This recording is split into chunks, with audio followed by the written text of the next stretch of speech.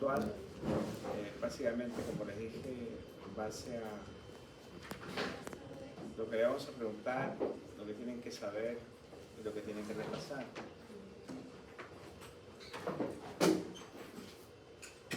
Y más que nada para que saquen provecho de las clases. Bien, entonces, recuerden que estos temas se refuerzan también con laboratorios. Esa es la hasta este, porque el otro ya es infecciones neonatales, sistémicas. Y las dos últimas sí ya son diferentes, ¿no? Aunque ya ustedes en 3 clases dan el examen de laboratorio y en 4 clases dan el de teoría.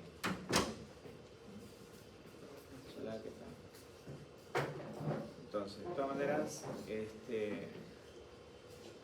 esta clase vale también para el laboratorio. La misma clase se complementa. Bien, cuando hablamos de infección urinaria, que es una patología muy frecuente en la consulta, especialmente en las mujeres, la infección urinaria es frecuente. Entonces, ¿cuándo nosotros vamos a decir que un paciente tiene infección urinaria? Cuando tiene algunos síntomas muy claros, como son los siguientes. Primeramente, tienen que diferenciar una infección urinaria alta de una infección urinaria baja.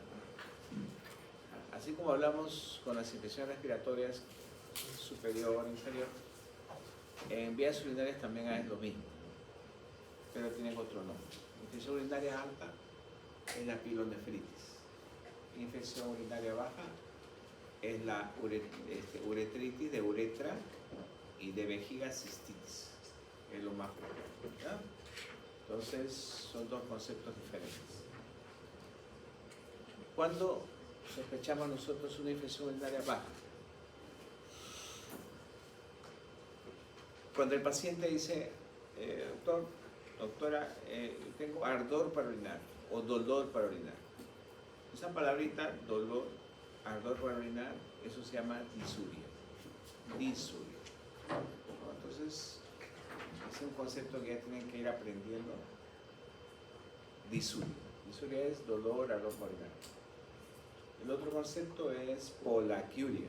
¿Qué cosa es polaquiuria? Es cuando tú vas y el paciente dice, doctor, yo voy y orino gotita por gotita. Recuerden que cada vez que uno micciona hay un volumen urinario adecuado, ¿no? Uno no orina gotita por gotita. Pero ese goteo, ese poco volumen, se llama polaquiuria. Eso aumenta la frecuencia. Es decir, eso hace pues de que tú vayas 5, 6, 7, 8 veces al año porque orinas poca cantidad, ¿no? Entonces aumenta la frecuencia. ¿Ya? Entonces polaquiuria. Y el otro es, doctor, yo voy al baño, me siento, orino y termino y sigo teniendo ganas de seguir orinando. Eso es tenesmo vesical. Tenesmo vesical es ese deseo imperioso de continuar, de seguir miccionando. Entonces, esos 3 conceptos, disuria, polaquiuria y tenesmo vesical, se agrupan y definen una infección urinaria baja. Entonces, puede ser una uretritis, puede ser una cistitis, ¿ya? Bien. En cambio, una infección urinaria alta no. Una infección urinaria alta, pues, si llegamos a la vejiga, sigue uréter y sigue el riñón, ¿no? Entonces, no hay ureteritis, ¿no? Como uretritis. Uretritis sí, pero ureteritis, inflamación del uréter, no, porque el uréter es de paso, una vía de paso. Lo que hay es inflamación del riñón, infección del riñón, y eso se llama pielonefritis. La pielonefritis puede ser aguda o puede ser crónica. Pielonefritis. Bien. ¿Y cuáles son los síntomas de una infección urinaria alta o pielonefritis? Son síntomas sistémicos. O sea, ¿cuáles? Fiebre, náuseas, vómitos. Usualmente el paciente puede estar tóxico, ¿no? Y o algo usual que es dolor en la región lumbar. En la infección urinaria baja el dolor es aquí, en el hipogastrio. No se queja de dolor esta parte. En cambio, en la infección urinaria alta en la región lumbar. Y es unilateral, ¿ya? En un solo lado usualmente. En el lado que está inflamado el riñón. Bien, en ambos casos el microorganismo más frecuente son los bacilos gram negativos, es decir, a la cabeza Escherichia coli. Escherichia coli es 70-80% de infección urinaria, es Escherichia coli, que es un bacilo gram negativo. Entonces, en ambos casos. Pero, ¿cuál es el problema? ¿Cuál es el más grave? Lógicamente la alta, la pielonefritis. ¿Y por qué más grave?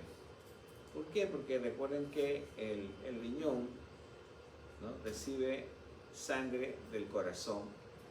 ¿Qué porcentaje?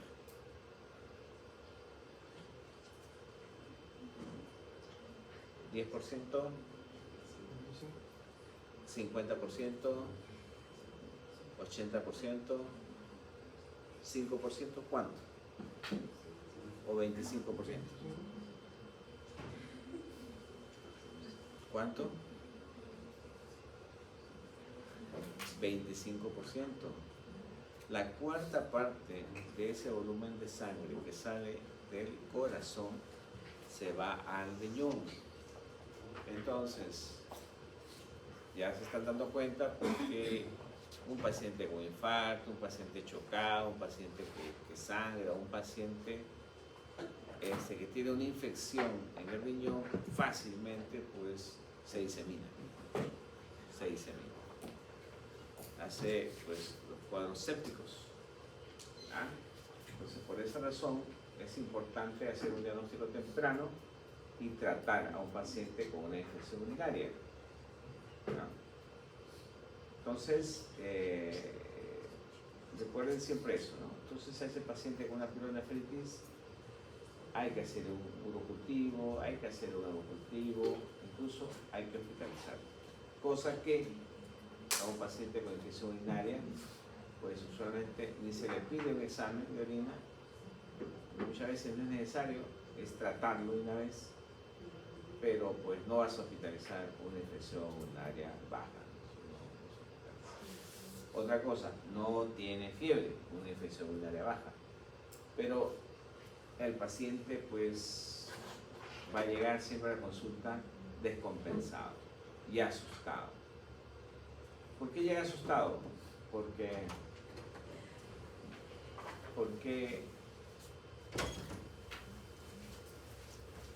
ustedes saben que la hematuria es orina con sangre. La hematuria que sale del riñón realmente es sangre con orina, es decir, es diluido.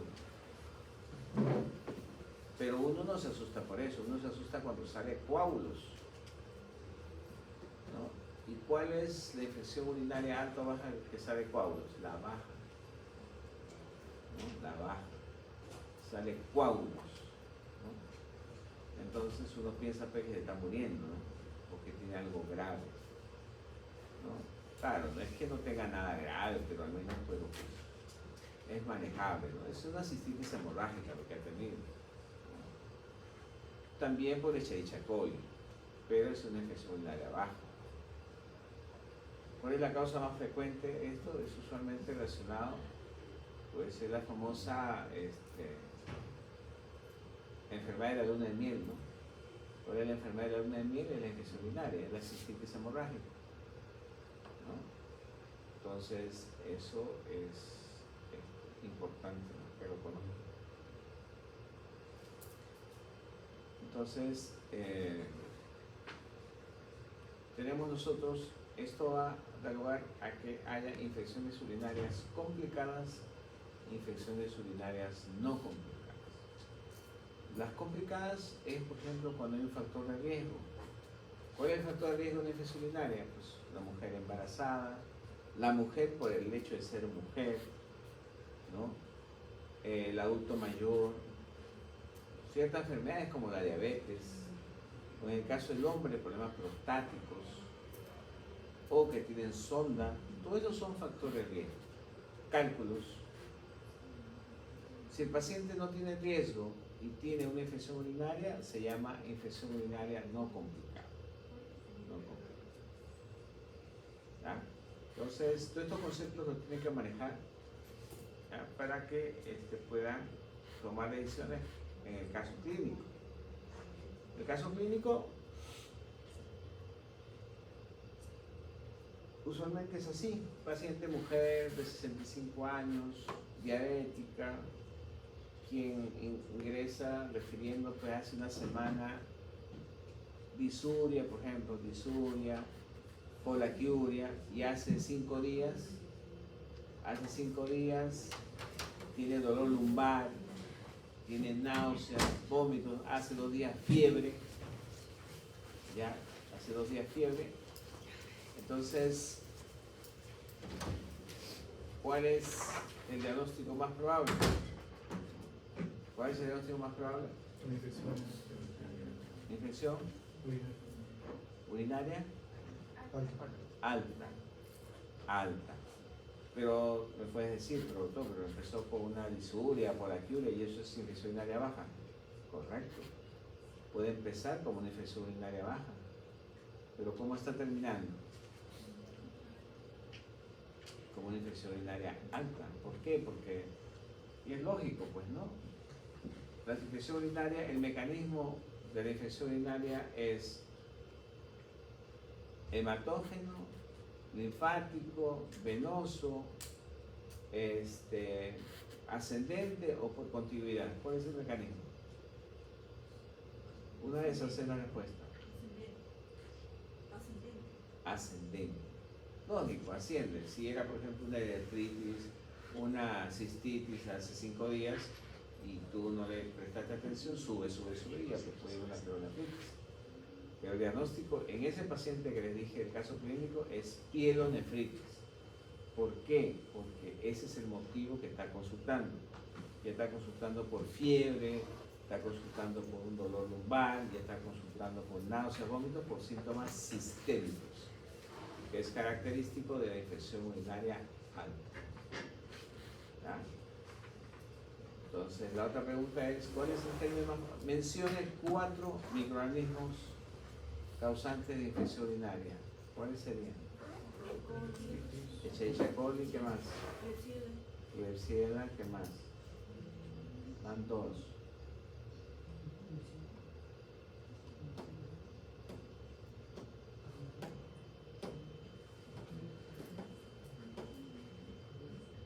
Si marcan 2 en un solo punto, porque está viendo 4.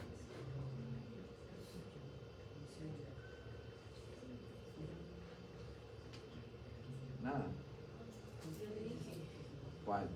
Escherichia coli, Klebsiella, son enterobacterias. Propios, Propias. pseudomonas,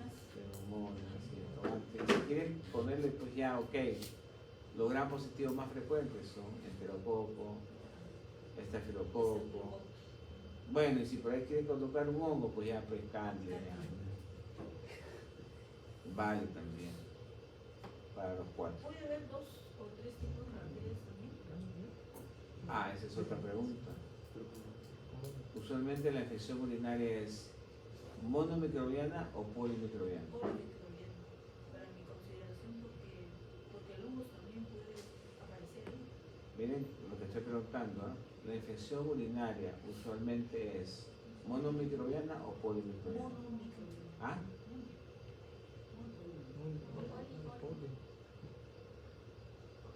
¿Poli o mono? Poli. ¿Todos están de acuerdo que es poli? Mono, porque puede sangrar solamente la Escherichia coli. Es monomicrobiana. Monomicrobiana. Usualmente Escherichia coli no le gusta compartir, ¿no? Si eso es mío y eso es mío, ¿no? Y no te metes, o sea, yo solo. ¿Cuándo es polimicrobiana? Cuando hay una sonda. Cuando hay una sonda, ahí es polinucleótico. Pero si no, es mononucleótico. Ya. Eso es importante que lo sepan. Entonces, ¿qué examen le van a pedir? Por supuesto, un examen de orina y un urocultivo. Entonces, si le vas a pedir un examen de orina, pues tienes que orientar al paciente cómo debe ser la toma de muestra. ¿No? Entonces, la muestra de orina que le vas a pedir es ¿a qué hora le van a qué hora es el momento importante de hacer la toma de muestra? La primera orina de la mañana. ¿Y por qué la primera orina de la mañana?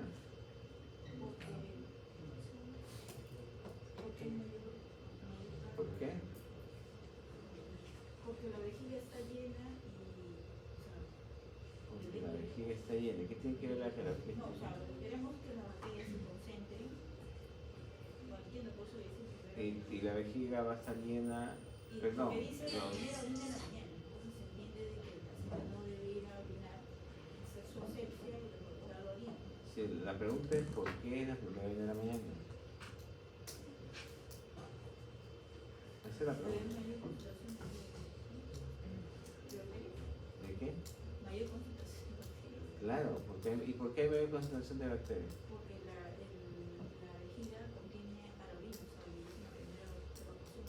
Porque durante la noche Durante la noche, claro. ha habido la filtración y eso Porque en la noche ustedes nos levantamos a orinar, Sí, pues, sí, ¿no? también. Entonces la primera orina usualmente tiene volumen o tiene poco volumen. Poco volumen. Entonces, por lo tanto, si tú tienes pocas bacterias, es más factible de que lo encuentres. Claro. En cambio, pues, si ya después tomas agua, pues ya lo diluye. Entonces, si tienes poquitas bacterias, en bastante Puedes orina, aislar pues... mucho mejor a esa bacteria. ¿Cómo? Se puede aislar mucho mejor a la bacteria en el volumen, En menos, pues, en más concentrado, por supuesto. Muy bien, eso es. ¿Y qué chorro es? ¿Primero, chorro, segundo, tercero, cuarto? ¿Qué chorro es? Segundo. ¿Por qué? chorro intermedio, dice. Chorro medio, así se llama. ¿Por qué? Porque el primer chorro se elimina Está por contaminado. el arrastre de las células que puede haber al contaminar. Pero primero se le pide asepsia, o sea, limpieza de la zona. Ya, si tú le haces asepsia, está listo. No, Le haces el igual primer se- chorro. Claro, primero se hace la asepsia para eliminar los gérmenes que están en la piel. Ya, y una vez que le haces la Luego de eso asepsia, se pide al paciente que el primer chorro. ajá, el primer se chorro. recolecta el segundo chorro. Porque ¿Están de acuerdo? Que le limpias igualito, le tomas el primer No, chorro. no, porque el segundo son chorro, ¿eh? No, El chorro intermedio. estás limpiando. se recolecta. No. Es el chorro medio, Claro. pero la razón es porque el Porque primer chorro, se por elimina- arrastre, arrastre las células y algunos gérmenes. La de piel, microbiota. La microbiota. la microbiota. Porque si tú eliminas el primer chorro, o sea, tomas el primer chorro, estás arrastrando la microbiota que está en la parte distal de la uretra. Esa es la razón. Bien, entonces, aquí está justamente infección urinaria, monomicrobiano, son bacilos gram negativos. Aquí está la razón por la cual, por la uretra distal, la que tiene la microbiota. Aquí está justamente el huésped, los microorganismos y el medio ambiente, ¿no es cierto? El medio ambiente, ¿no? ¿Qué problema estamos teniendo ahorita aquí con el microorganismo? Que cada vez está más virulento, ¿no? Entonces, ahorita la cantidad de resistencia es alta en la Escherichia coli. ¿Y cuál es la resistencia más frecuente? Es BLE, ¿no? B grande LEE. Es beta lactamasa de espectro extendido. ¿Qué significa? Que tiene enzimas beta lactamasas. ¿Qué significa eso? Que no puedes darle un antibiótico beta lactame porque te la destruye, ¿no? Entonces a una E. coli EBLE no le puedes dar pues lo que usualmente Sí, pero le das cipro, no responde a cipro, no responde a ampicilina, no responde a cefalosporina, sino solamente responde a antibióticos pues que se colocan por la vena, ¿no? Entonces ahorita tenemos un gran problema de que a veces estos pacientes pues no deberíamos hospitalizarlos solamente para colocarle un tratamiento estando estable, por ejemplo, ¿ya? Excepto que tengan su Escherichia coli, ble y que estén mal, graves, entonces lógico, y ahí no. Pero muchas veces los pacientes tienen su E. coli ble y están tranquilos, caminando normal. Entonces la idea es, ¿lo hospitalizo para colocar el tratamiento? Entonces eso es ahorita el detalle que estamos teniendo. ¿Perdón? Por el shock séptico lo hospitalizan, ¿no? Usualmente hospitalizamos cuando tiene criterio, ¿no? Es decir, el paciente, por ejemplo, es diabético, por ejemplo. Es diabético, tiene otro factor de riesgo y está inestable, está con fiebre, vomitando, deshidratado, pues con dolor lumbar. Esos pacientes lo hospitalizamos como sea. Pero hay otros pacientes que tienen infección urinaria por E. coli, son ble y están caminando normal, como si no tuvieran nada. Entonces, el problema son esos pacientes. Son asintomáticos, ¿no? Sí, casi son, no es que están completamente asintomáticos, pero los síntomas no. Un poquito de dolor lumbar, sin fiebre, ¿no? Entonces, esos son los pacientes que ahorita, ¿qué hacemos con esos pacientes? Claro, tenemos que tratarlo, porque el objetivo no vamos a esperar que se ponga grave, ¿no? Ese es el detalle. Pero la idea es, ¿lo hospitalizamos o lo manejamos ambulatoriamente? Y siempre lo tratamos de manejar ambulatoriamente. ¿Para qué hospitalizarlo? Más viejo. Bien, y el otro concepto es infección urinaria recurrente, ¿no? Es cuando en 6 meses tienen 2 o en un año tienen más de 3 infecciones urinarias, se llama recurrente. En esos casos recurrentes, pues hay que buscar la causa, ¿no?, de la recurrencia, ¿no? Puede ser cálculos, puede ser pacientes con una cistitis crónica. Ya vamos a ver que la vejiga, pues no se defiende, ese es el gran problema con la vejiga. El sistema inmune no hay ahí, ya lo vamos a ver. La mayoría de los órganos, su sistema inmune pues te defiende, ¿no? Sale de manera innata, de manera atractiva, se pelea con los organismos, pero en la vejiga no. La vejiga no tiene eso. Por eso es que cuando el microorganismo llega a la vejiga, pues hace fiesta, pues, ¿no? Se reproduce, está tranquilo, como nadie me dice que tengo que irme de aquí, se apodera de la vejiga, ¿no? Por eso que muchos pacientes tienen cistitis crónica, infección urinaria, por esa razón. Bien, aquí está, sea no complicado, complicada es la Escherichia coli. Y ahí está el resto, ¿no? Klebsiella, estafilococos saprofíticos, enterococo, Proteus, Pseudomonas, Cándida. Igual, si fuera adquirida en la comunidad o intrahospitalario. El detalle es que siempre en el intrahospitalario y hay que tener otros microorganismos que son resistentes. Por ejemplo, Staphylococcus marsa, por ejemplo, Pseudomonas caropenemasa, por ejemplo, Acinetobacter. Entonces, siempre es un riesgo las infecciones intrahospitalarias. Ese es un concepto que ya lo tienen que tener. Este es el mecanismo, como bien dijeron, vía ascendente. ¿Ya? Y para eso la Escherichia coli pues tiene ¿cuál es su factor de virulencia principal que tiene Escherichia coli? Su principal factor de virulencia, ¿cuál es?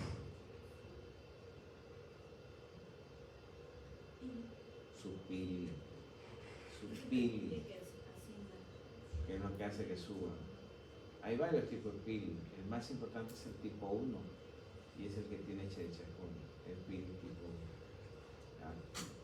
Entonces vean cómo sube, hace su parada en la vejiga, y en la vejiga pues decide descansar, decide pues más tiempo estar, miren, forma hasta biofilm. Decide subir, sigue y llega pues al riñón. ¿Cómo se llama esa vía? Ascendente, porque asciende. Sube. Ascendente. Si hay un cuerpo extraño, por ejemplo, una sonda, pues los microorganismos más rápidamente inflaman la vejiga. ¿Ven? Miren. ¿Por qué? Porque la vejiga no tiene sistema inmune para defenderse. Ese es el gran problema. De todas maneras, los mecanismos de defensa de las vías urinarias lo podemos resumir en dos. Uno, normalmente la orina se forma a diario, continuamente, 0.cc kilo por hora, y eso va cayendo por todas las vías urinarias continuamente. Entonces, cuando estás subiendo de Escherichia coli, si no hay nada en las vías urinarias, está limpia, pues eso hace después que te tumbe, ¿no? O sea, no lo deja subir, ¿ya? Por la fuerza, pues, ¿no? Pero imagínense que haya un cálculo y está en el uréter, lo trancó el uréter. Sería una felicidad para el Escherichia coli, porque avanza, porque eso no le va a llegar. Entonces es más fácil que llegue al riñón. Por eso que los pacientes con cálculo pues fácilmente hacen infección urinaria. Entonces, y el otro son la proteína de Tamm-Horsfall, que está en el 3. La proteína de Tamm-Horsfall son proteínas que son formadas en el epitelio colector del riñón, y lo que hace es funcionar como un lubricante, como un aceite que tapiza las paredes, en este caso del uréter, de manera que está subiendo el Escherichia coli y pega su pili en esto, en la proteína, y se resbala, de manera que no le permite adherirse a la superficie del uréter para evitar que siga subiendo. Esa es la función importante de la proteína de Tamm-Horsfall, evita la adherencia. Aquí están los microorganismos, ya saben, sus factores de virulencia, principalmente los pili, pero aquí hay otro elemento importante. Estas, principalmente Escherichia coli, Klebsiella proteus y Pseudomonas, que son las bacterias, bacilos usualmente gram negativos, tienen algo muy particular. Ellas se apoderan usualmente de la vejiga, frecuentemente. ¿Ya? Una vez que se apoderan de la vejiga, se instalan ahí, pero tiene una enzima muy importante que tiene varios nombres. Pero ¿cuál es la particularidad de esta enzima? Captar hierro. ¿Para qué? El hierro es un alimento para los microorganismos. Por eso es que cuando un paciente está infectado, nunca le den hierro, porque lo están alimentando las bacterias. Entonces, ellas mismas tienen unas enzimas que se llaman, por ejemplo, aerobactin, enterobactin, se llama proteobactin, pioquelina, pioberrina. Al final son diferentes nombres de una misma enzima. ¿Y qué cosa hace esta enzima? Lo que hace es captar hierro. ¿Qué significa eso? Que agarra el hierro que está en el organismo, lo agarra y se lo mete para él. ¿Para qué? Como vamos a ver, cuando invada la vejiga, pues ya tiene su reserva de hierro para seguir reproduciéndose. Entonces aquí vemos los factores de virulencia, aquí los factores del huésped, y aquí están. Entonces vean cómo la Escherichia coli uropatógena, Escherichia coli uropatógena, ya miren cómo ahí está la inmunidad innata, que es lo que más o menos funciona. El TLR4 es un gran negativo, lipopolisacario que él lo reconoce, es un gran negativo. Entonces se produce la respuesta. Pero ¿qué pasa? Entra la Escherichia coli, por más que haya una respuesta, pues no logran destruirla. Estas son las células umbrella. Las células umbrella son la capa más superficial de la vejiga. Y como verán, no hay nada de tejido inmune. No hay linfocitos como otros tejidos, ¿no? Estas son las células intersticiales o transicionales de la vejiga. Entonces, esto es su epitelio de defensa. ¿Qué hace la Escherichia coli? Se meten, se reproducen, y aquí es donde usan el hierro que captaron, porque ya no necesitan salir. Tienen hierro, entonces ¿para qué va a salir? Pues si te dan comida. El hierro hace pues de que se reproduzcan. Pues. Una vez, miren cómo se reproducen. Una vez que se reproducen, empieza a eliminar estas células. ¿Para qué? Para que entre la Escherichia coli con fuerza y se ubique ya en las células transicionales. Y una vez que se ubica ahí, pues ya listo, ya colonizó y se empezó a apoderar poco a poco de la vejiga. Diferente a las células del riñón. En las células del riñón, sí, está bien, quiere hacer todo lo que quiera, la Escherichia coli, igualmente su receptor, pero una vez que pasa y llega al otro extremo, ahí está el sistema inmune, lo está esperando, ¿no? La inmunidad innata, la inmunidad adquirida. Entonces, ¿qué cosas hacen? Estimulan a la inmunidad humoral para secretar anticuerpos, y los anticuerpos salen para rodear a la Escherichia coli y puede ser destruido por los macrófagos. ¿Ya? Lo destruyen. Entonces, la gran diferencia de lo que es vejiga, prácticamente está desprotegido, y lo que es el riñón, que sí se defiende.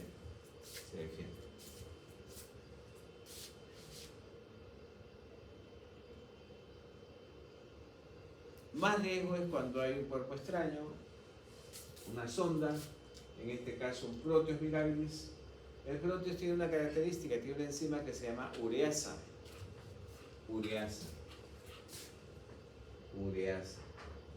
¿Qué hace esta ureasa? Degrada la urea. Al degradar la urea se forma CO2 y cristales. CO2 y amonio. El amonio se deposita como cristales. Entonces se forma un biofilm de cristales, y entre ese biofilm de cristales pues está el Proteus.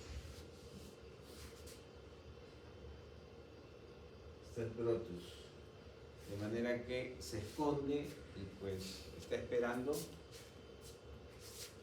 hacer lo mismo que hace con Escherichia coli, ¿no? Es decir, se apodera de las células umbrella, saca, exfolia las células umbrella, también tiene sus enzimas que lo que hacen es captar el hierro, entonces se empiezan ahí a reproducir y empiezan a invadir el Proteus, y la misma vía que explicamos para E. coli, pero de diferente forma, ¿no? En este caso asociado a sondas, y el otro asociado a sondas es el enterococo fecalis. Esta vez el enterococo es un coco gram positivo. Igual se coloca una sonda. El enterococo, ¿qué hace? El enterococo no tiene ureasa, sino que hace, agarra el fibrinógeno y lo degrada en fibrina y forma un biofilm de fibrina. Y dentro de eso está el enterococo igualito. Se mete al umbrella, lo destruye para que entre al tejido transicional de la vejiga, pues el proceso inflamatorio de los microorganismos. ¿Entendió? ¿Sí? Esto es prácticamente la diferencia entre una infección urinaria alta y baja. ¿Qué cosa es lo que tienen que recordar? Lo que les dije. La infección urinaria baja no da fiebre, no da síntomas sistémicos, no hay leucocitosis. En cambio, la infección urinaria alta sí. fiebre, hay leucocitosis, ¿no? Por lo tanto, estos pacientes pues son de mayor riesgo. Hay que cultivarlos. Bien. El otro tema que tienen que saber es el flujo vaginal, ¿no? O sea, la vaginitis. La vaginitis es muy frecuente en la mujer y ustedes lo que tienen que diferenciar son tres: la vaginitis por cándida, la vaginitis por tricomona vaginalis y la vaginitis por, bueno, Gardnerella antes se llamaba así, ¿no? Ahora ya cambió, ahora es vaginosis bacteriana, así se llama. Esta última no, esa de vaginosis citolítica no. Me interesa estas tres: candidiasis, tricomoniasis y vaginosis bacteriana. La pregunta puede ser, indique tres diferencias entre candidiasis y tricomoniasis, o entre tricomoniasis y vaginosis, o entre candidiasis y vaginosis. 3, 4 diferencias. La respuesta está aquí. Aquí está la respuesta. Y una de las características es el color, las características físicas. ¿Ya? Por ejemplo, cándida, no se olviden, cándida es blanco, color blanco. La secreción, o sea, el flujo es blanco. El flujo es blanco, es grumoso, grumos, produce prurito y causa eritema en el tejido. Eso es cándida y no tiene mal olor. En cambio, tricomona es medio amarillo, verdoso, tiene espuma, es espumoso. Hay un discreto mal olor, ¿ya? Y lógicamente pues responsable es un parásito, ¿no? Es la tricomona, ¿ya?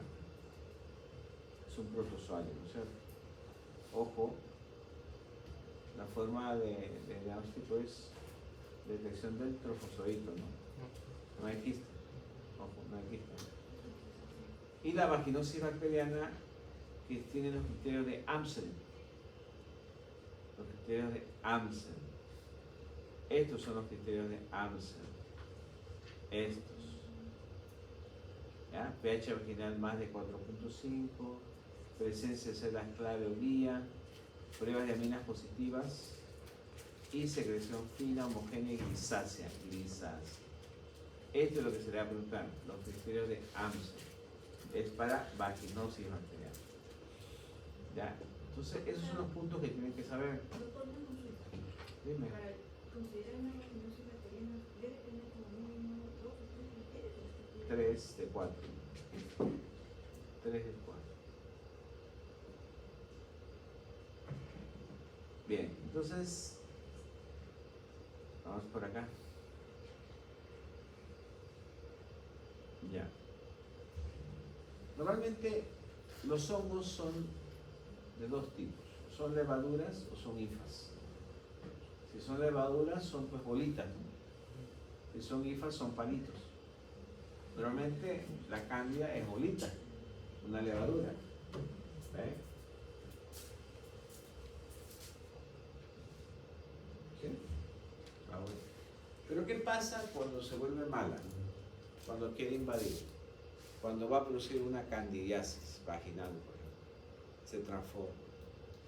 Hace lo que se llama una morfogénesis. ¿Qué es eso? Cambia de forma. Deja de ser bolita y se transforma bolita con palito. Bolita con palito. Bolita con palito. Entonces eso hace que el sistema inmune innato, polimonfonucleares, lo desconozca. Porque dice, oye, tú no eres una cándida, pues que te conozca normalmente así, tú no eres así, tú eres bolita. Y le crecen mal los palitos y empiezan a atacar. Entonces, la cándida produce reacción inflamatoria por un proceso de morfogénesis, es decir, cambia de forma, de levadura a IFA, ya sea IFA completa o pseudo-IFA. Entonces, ¿eso qué ocasiona? Ocasiona pues un proceso inflamatorio a nivel molecular, y es esto, ¿no? Cómo cambia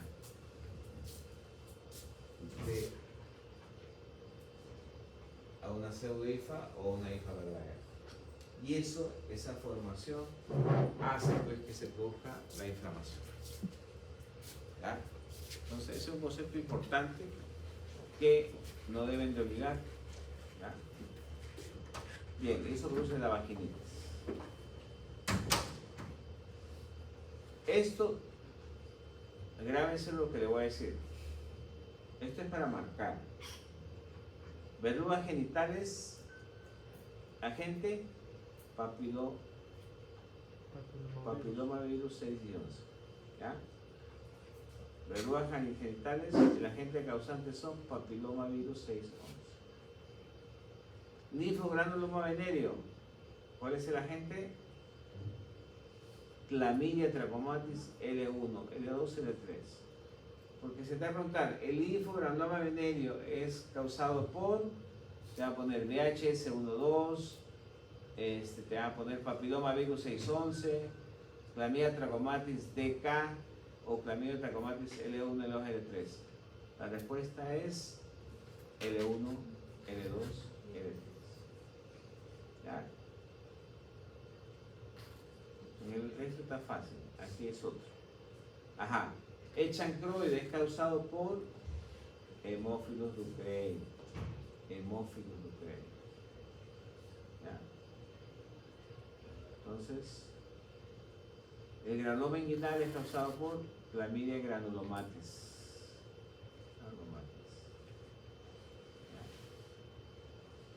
¿Ya? Eso, de esto se entiende, ¿no? Pero esos son, usualmente, porque esos son enfermedades de transmisión sexual. Entonces, siempre uno pregunta los agentes. Esto es lo que les dije. Esta tablita te la tienen que grabar. Tienen que hacer la diferencia, porque eso es lo que se le va a preguntar. Aquí está justamente la vaginosis bacteriana, que no es otra cosa que una alteración de la microbiota. ¿Cómo se llama la alteración de la microbiota?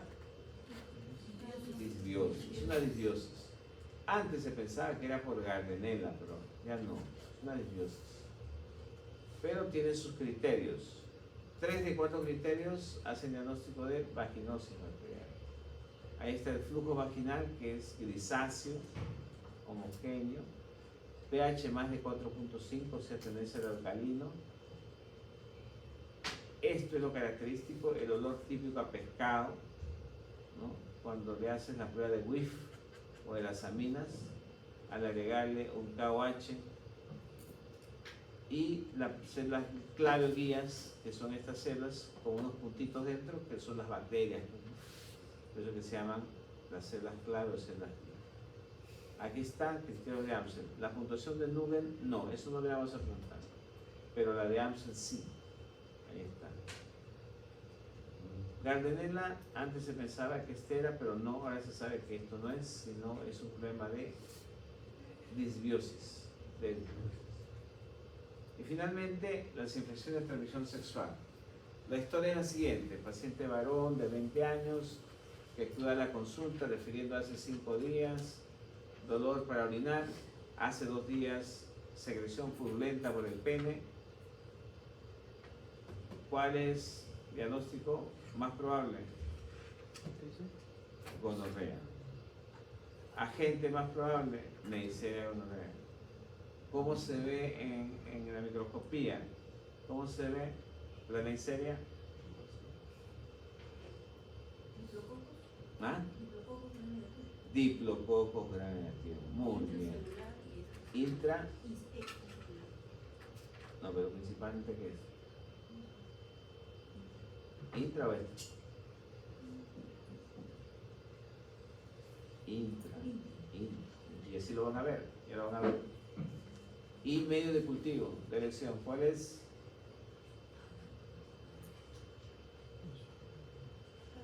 Tallerman.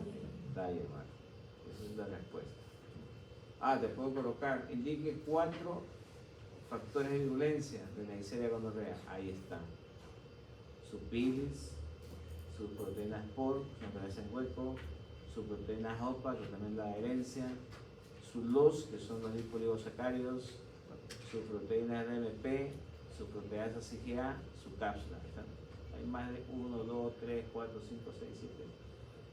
Con que pongas 4, listo. ¿Ya? Ahí está, ¿eh? Si te puede poner una foto, ahí está la foto. Son diplococos, miren, parejita, gram negativos, intracelulares. Ahí está. Thayer Martin. Son oxidasa positivo y fermentan glucosa, no se olviden. ¿Qué otros exámenes le puedes pedir? ELISA, inmunofluorescencia, PCR. ¿Cuál es el mecanismo inmune? El mecanismo inmune también es polimorfonucleares. ¿Ya? Polimorfonucleares. Tanto en Cándida y en Neisseria, pues los polimorfonucleares son los que van a hacerle frente, ¿no? Aquí está. ¿No? Son que prácticamente los que van a hacer frente a la Neisseria gonorrea, ¿no?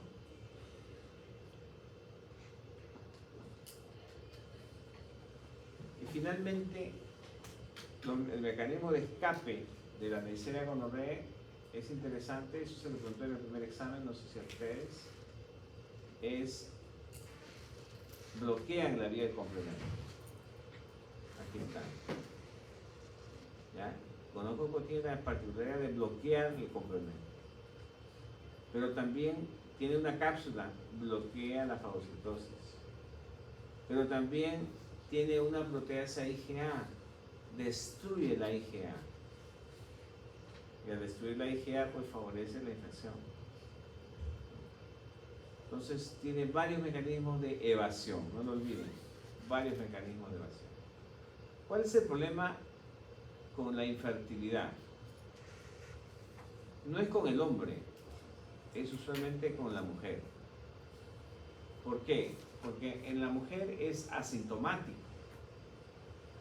En el hombre, pues, uno ve que está saliendo pus, pues se asusta y va al médico, ¿no? En cambio, el caso de la mujer no.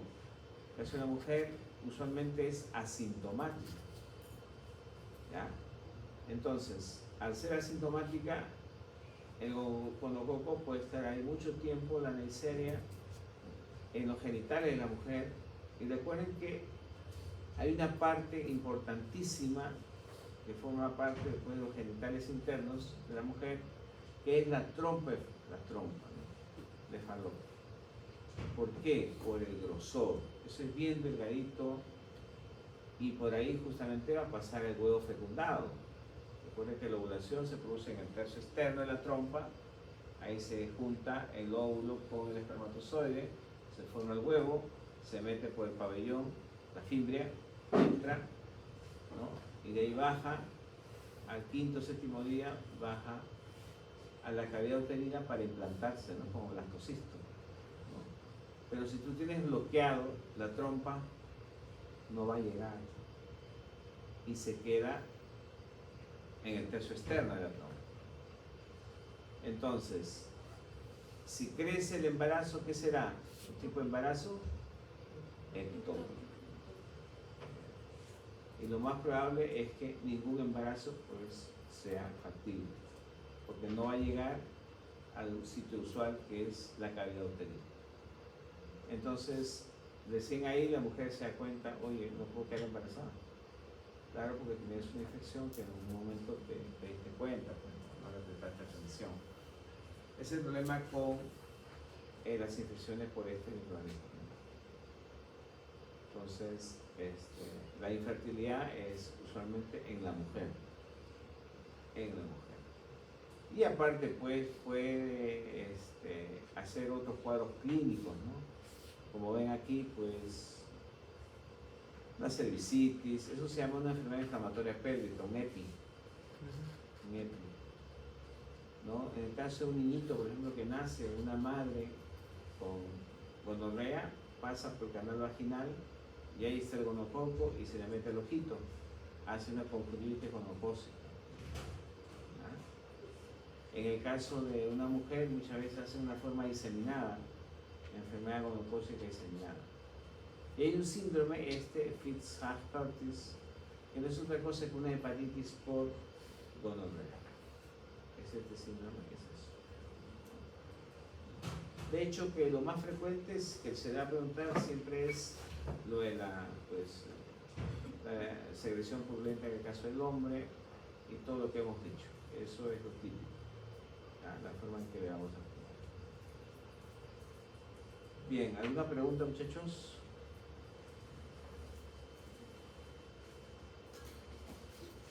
¿Alguna duda? ¿Algo? Entonces, este tema es manejo básicamente de infección urinaria. Se va a presentar los casos de infección urinaria. Ya saben la gente más frecuente, ya saben la forma de cultivo, maconque y todo eso. Los factores de riesgo, ¿no? 3, 4 microorganismos tienen que aprendérselo, ¿no? Luego las enfermedades de transmisión sexual. Aquí no está VIH, pero VIH entra. Ojo, VIH entra. Estudian VIH y entra sífilis también, que está en el laboratorio. En el laboratorio está. Eso sí tienen que estudiar, porque eso entra en teoría o en práctica. ¿Ya? Y no se olviden, porque la mayoría se equivocó en el ABA. El hecho de encontrar una sola muestra de VIH, perdón, de ELISA positivo, de cualquiera para una prueba VIH, una sola, no hace diagnóstico de infección VIH. Una sola no. Tiene que pedirle una segunda, ELISA usualmente, y si sale positivo, tiene que pedirle una prueba confirmatoria. La prueba confirmatoria. ¿Ya?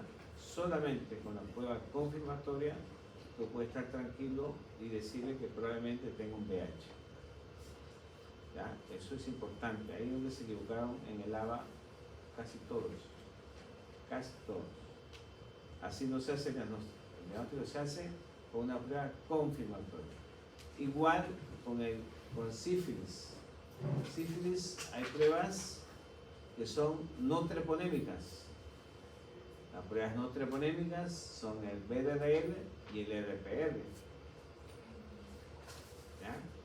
Pero las pruebas en realidad treponémicas es el FTA-APS.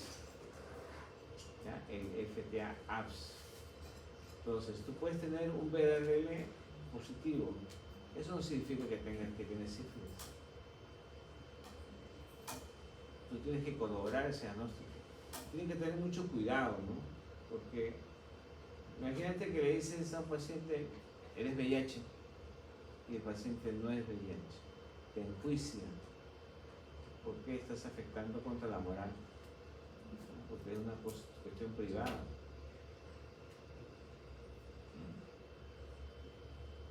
Y pues si tú haces un diagnóstico de sífilis en un paciente sin una prueba confirmatoria, también estás mal, ¿no? O sea, ponerle este cliché de diagnóstico, hay que tener mucho cuidado, porque a nosotros no nos gustaría que nos coloquen ese cliché, ¿no? Sin serlo, ¿no? Y doctor, ¿qué decirle entonces? Porque si se ha utilizado la prueba confirmatoria, No, pues tú mismo ya sabes que tienes que pedir otra. Pues. Y en el caso del VIH, cualquier médico o profesional de salud no le dice al paciente. Es un grupo donde está el infectólogo, donde está el psicólogo, donde está, son unos 3, 4. Ese grupo es que le dice, mire, usted tiene VIH. Ahí él te puede decir, no quiero que sepa mi familia. Y tú tienes que hacerle caso. Tienes que hacerle caso. Si tú le dices a la familia, te enjuicias. Está claro, ¿no? Ya uno lo sabe. Ahora, ¿cuándo le va a decir? Pues pero eso es protección. Y en ese momento, ¿cómo indicarle que inicie el tratamiento con retrovirales? Si de repente distraerse un poco el paciente porque... Si el paciente está consciente y está lúcido eso, pues, ahora si el paciente está grave, uno pues habla con él y pues, por salvarle la vida ellos pues aceptan. Pero si están tranquilos y fue una cosa, no creo que sepan nada. Tenemos que aceptarlo, porque es su decisión. ¿Ya? Entonces todas esas cosas se ventilan en los pacientes VIH, una cosa muy delicada, y está demostrado penalmente que ellos te pueden enjuiciar, está demostrado, tienen su apoyo, para que sepan, ¿no? ¿Alguna otra pregunta?